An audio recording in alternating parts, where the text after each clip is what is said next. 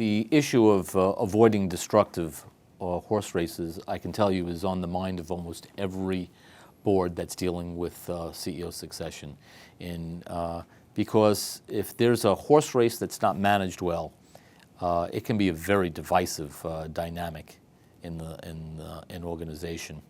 And I think the most important thing that a board wants to do is find a way to avoid the outcome being there's a winner and there's a loser.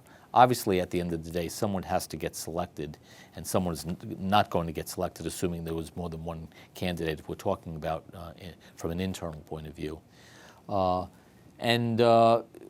think avoiding the win-loss divisive dynamic of horse races, first of all, takes a lot of wisdom and insight.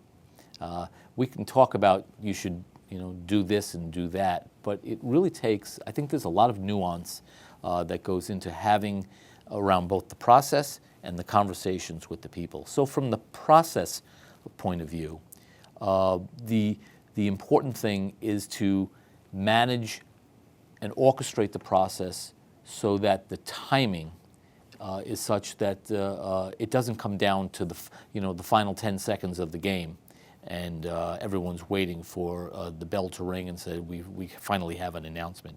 To orchestrate it in a way where there's a natural path and a natural evolution, and that's going to be different a little bit from company to company. A second thing is to ensure that there's a level of communication with the candidates that, first of all, establishes expectations for what kind of behavior the board is looking at, and to say that the kind of behavior that can be divisive, that can foster people choosing sides, is part of what will be evaluated, and I think that's important. Ongoing communication with the candidates about how they're seen and how they're coming along and what's expected of them and how they're growing is important. And finally, I would say having a culture of development where people understand that there's continual career growth and opportunity normalizes the whole succession process and doesn't make it as much of a dynamic of winners and losers. That all having been said, it's a difficult process. It really is difficult, and it's one of the dynamics that almost every client and client prospect that we come across that's dealing with CEO succession is worried about. How do we do this in a way that doesn't create a tremendous amount of disruption? How do we do this in a way that we don't lose Charlie or Susie?